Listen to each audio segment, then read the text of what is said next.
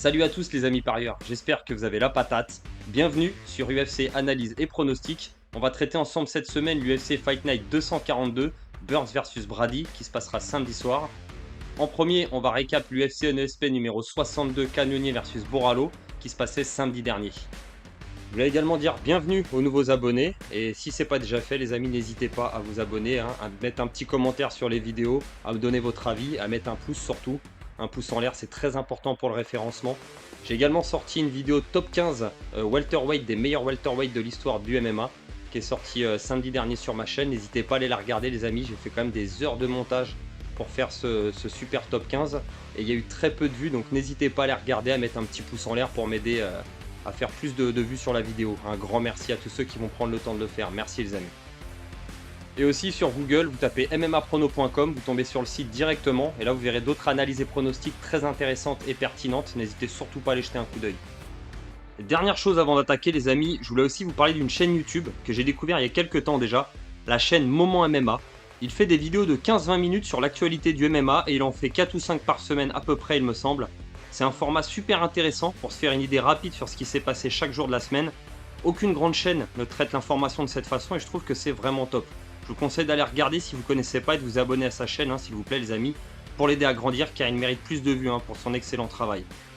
Donc, pour le récap de l'UFC NESP numéro 62, on retrouvait 6 combats sur la carte principale. Catégorie middleweight, on avait en premier Edmen Shahbazyan contre Gerald Meerschaert. Je vous avais conseillé de choisir Shahbazyan, je pensais qu'il pourrait remporter le combat avec son striking, alors c'est pas passé loin. Il a remporté le premier round et il a bien failli terminer Meerschaert dans le deuxième, mais il s'est fait surprendre par une soumission éclair et malheureusement il a dû taper. Donc erreur pour le premier combat. On retrouvait ensuite en deuxième combat catégorie welterweight Neil Magny contre Michael Morales. Je vous avais conseillé de choisir le jeune prodige Michael Morales.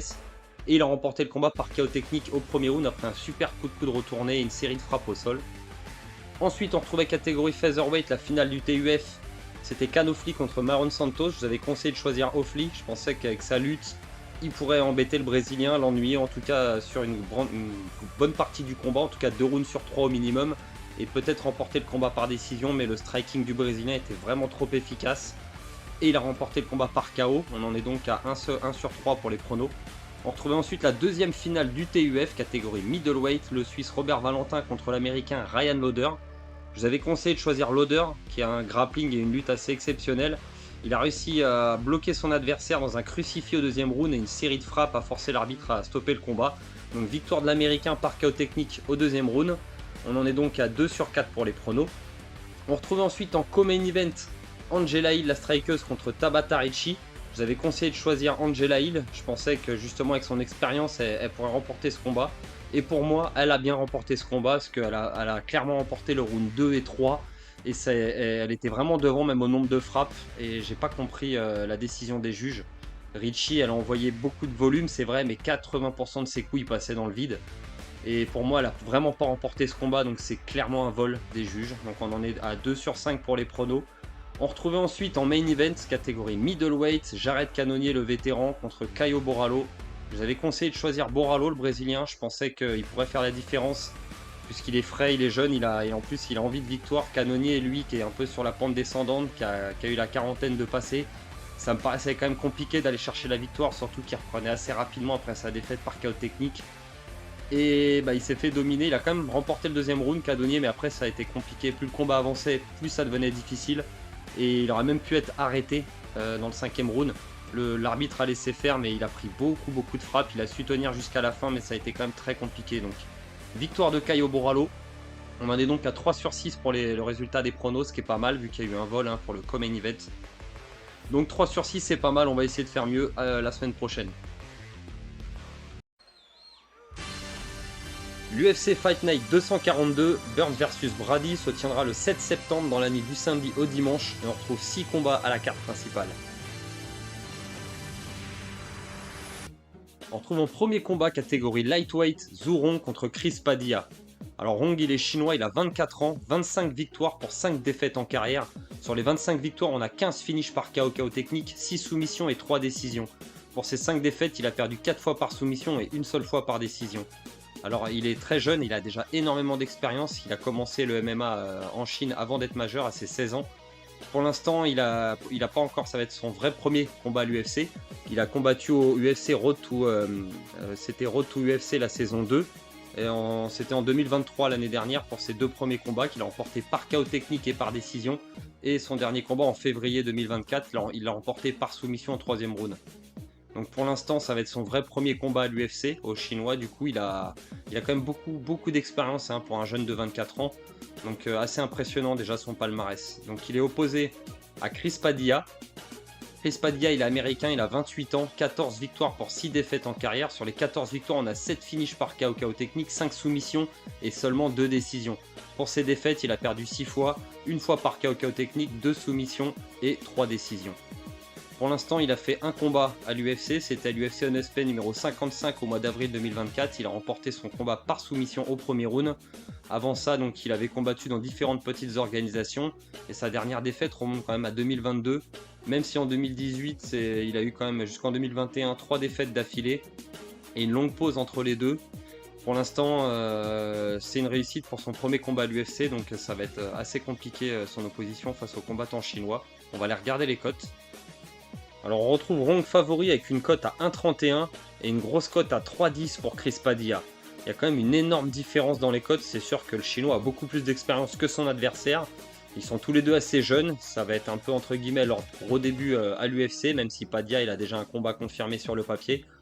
Ça me paraît quand même une énorme différence de cote et dans ces cas-là, c'est vrai que quand c'est compliqué, on pourrait partir sur la grosse cote, autant tenter la cote à 3,10 de Padilla, mais je me dis que l'expérience du combattant chinois peut quand même faire la différence.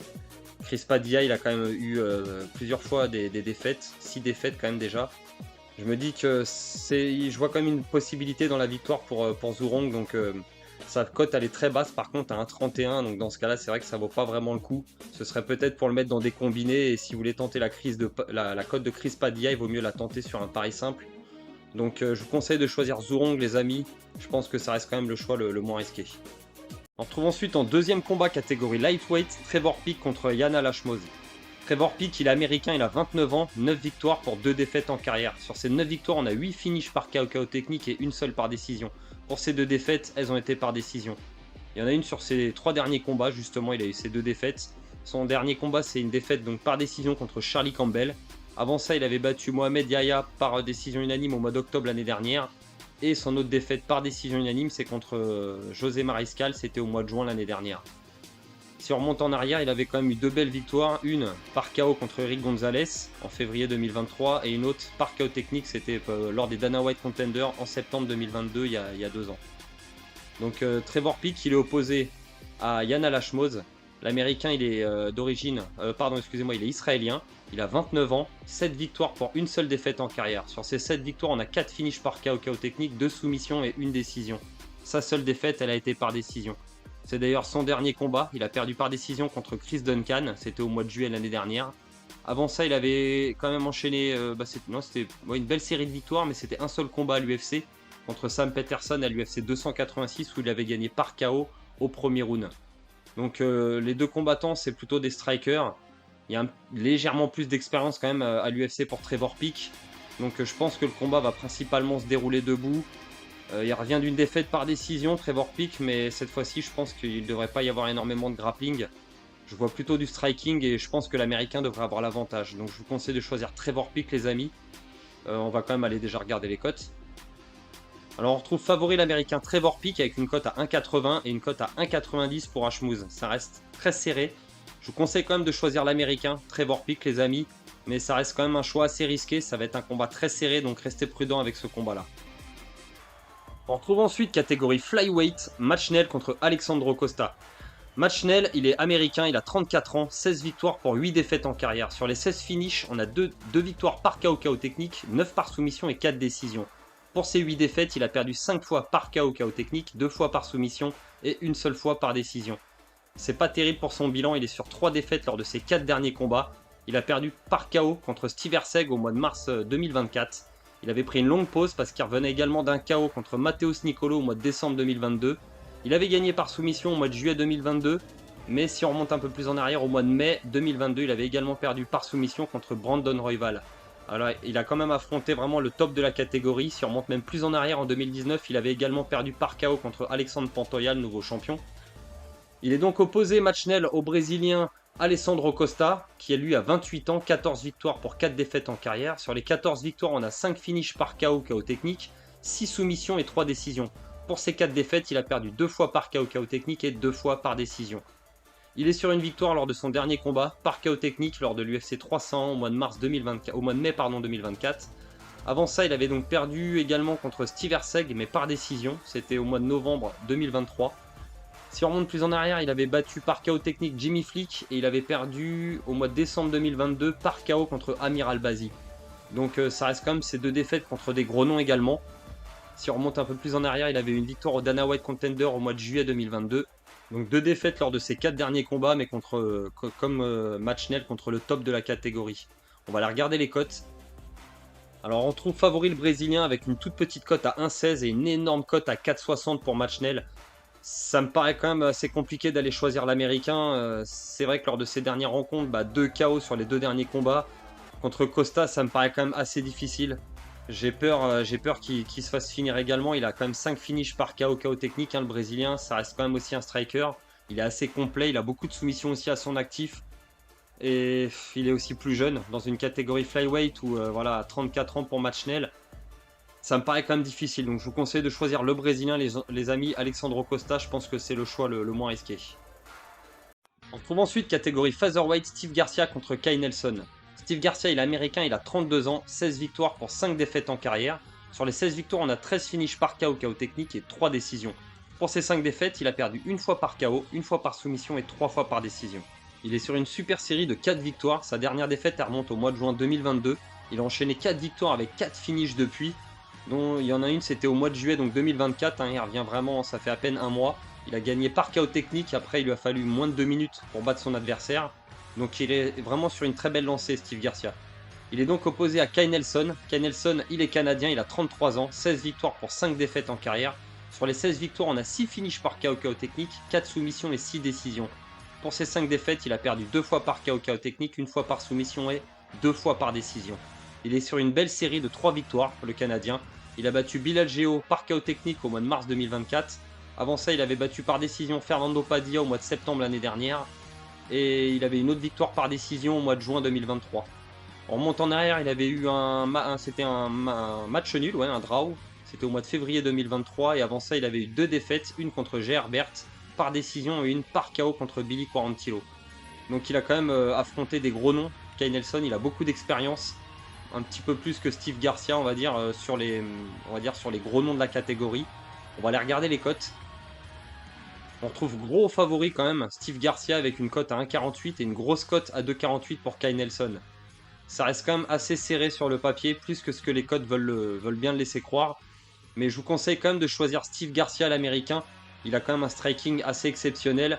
Kai Nelson, il est peut-être légèrement plus complet, mais je suis pas certain qu'il arrive à emmener Garcia, à le maintenir au sol ou même à essayer de le soumettre.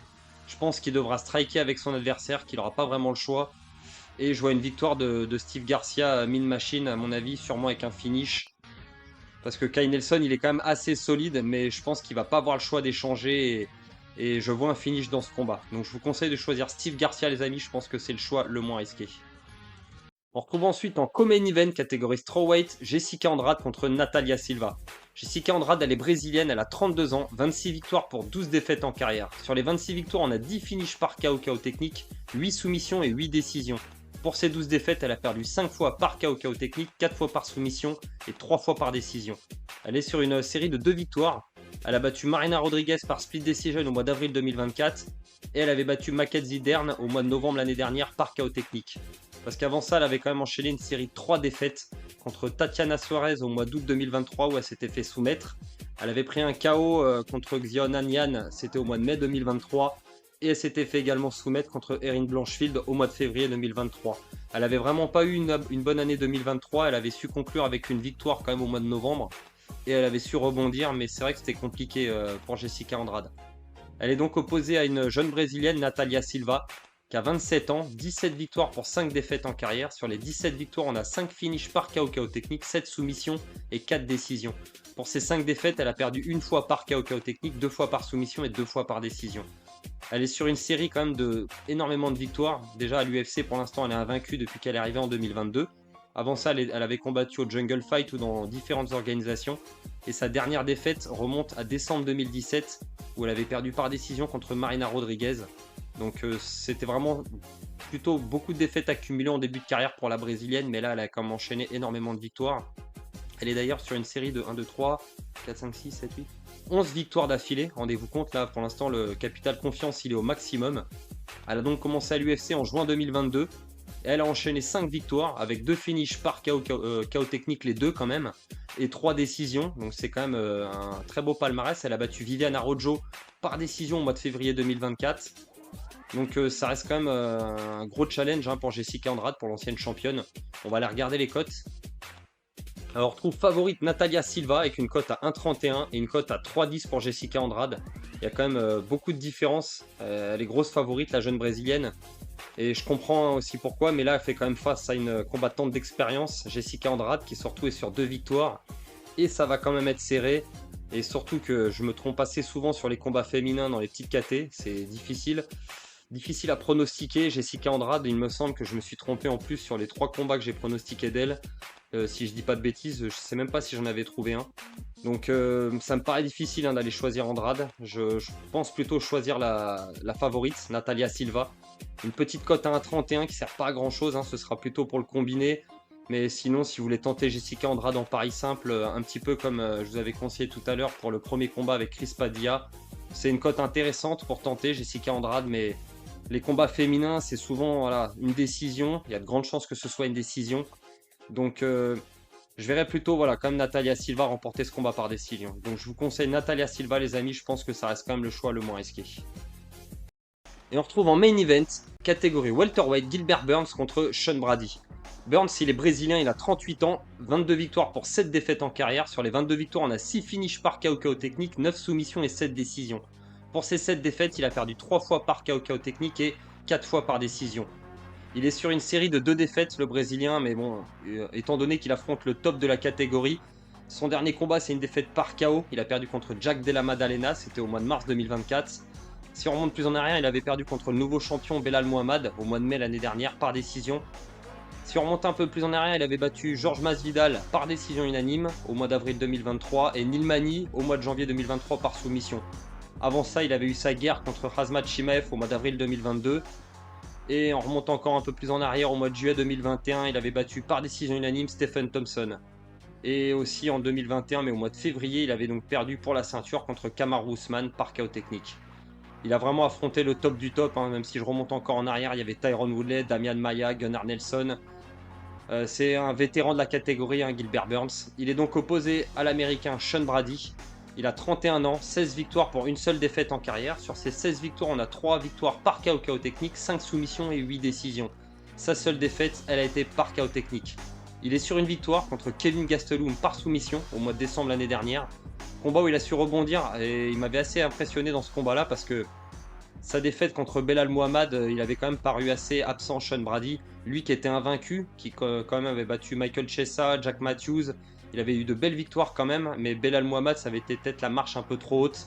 Trop d'expérience chez Belal pour lui et il avait donc perdu le combat par KO technique. Il n'avait pas réussi à lutter. On sait que Belal Muhammad, c'est un excellent lutteur aussi. Donc voilà, Sean Brady, il n'était pas à l'avantage sur cette défaite pour la lutte et ni pour le striking. Et vraiment, le striking de Belal Muhammad l'avait surpris. Mais donc, il a su rebondir avec cette belle soumission contre Kevin Gastelum.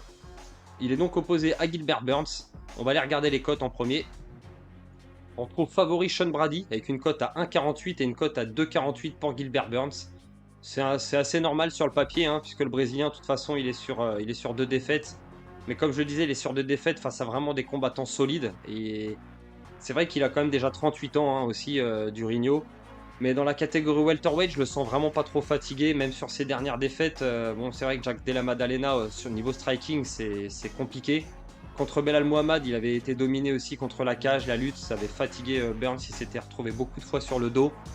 Je me demande contre Sean Brady si c'est pas ce qui pourrait se passer, si Sean Brady il vient avec un plan lutte. Je pense d'ailleurs c'est ce qu'il va faire parce qu'il sait que le striking de Burns c'est quand même assez dangereux, surtout en début de combat. Je vois bien l'américain essayer de lutter contre la cage, essayer de bloquer le brésilien. Et s'il arrive à l'emmener au sol, peut-être le garder sur le dos. Alors c'est quand même un main event, donc il y aura 5 rounds, mais ça veut pas dire forcément qu'il y a un finish. Jack Della Maddalena, il a quand même, voilà, même, il a été blessé contre Burns, mais il a su aller chercher un finish. Sean Brady, je suis pas certain qu'il arrive à terminer Burns par KO ou KO technique. Par soumission, ça me paraît compliqué. Burns, c'est quand même, voilà, un ancien champion du monde de JJB. Donc je vois une victoire par décision de Sean Brady, je pense, avec sa lutte. Je le vois bien dominer le Brésilien, un peu comme ce qu'avait fait Belal Mohamed justement. Donc je vous conseille quand même de choisir Sean Brady, les amis. Je pense que c'est le choix le moins risqué. Mais restez quand même prudent parce que je pense que Burns a toutes ses chances dans ce combat. Et ça va quand même être un combat assez risqué. Comme tout l'ensemble de la carte d'ailleurs, il y a très peu de combats sûrs sur toute cette carte. Donc je vous conseille de rester prudent sur l'ensemble des combats, les amis. Voilà les amis, on en a terminé. J'espère que ces pronostics vont être bons et que comme d'habitude, il ne va pas y avoir de changement sur la carte principale. On se retrouvera la semaine prochaine pour une prochaine vidéo où on va analyser et pronostiquer l'UFC 306 O'Malley versus Dvalishvili. On aura sur la carte en Common Event Alexa Grasso contre Valentina Shevchenko et on aura également Brian Ortega contre Diego Lopez. Du très très lourd. Voilà les amis, il me reste plus qu'à vous dire de faire très attention avec les paris sportifs. C'est dangereux et risqué, jouez toujours de façon ludique et réfléchie, de l'argent que vous pouvez vous permettre de perdre. C'est bien entendu interdit aux moins de 18 ans. Si jamais vous êtes en détresse d'argent, n'hésitez pas à appeler le numéro qui est affiché à l'écran pour vous faire aider. Sur ce, je vous souhaite une excellente soirée et je vous dis à la semaine prochaine. Ciao à tous.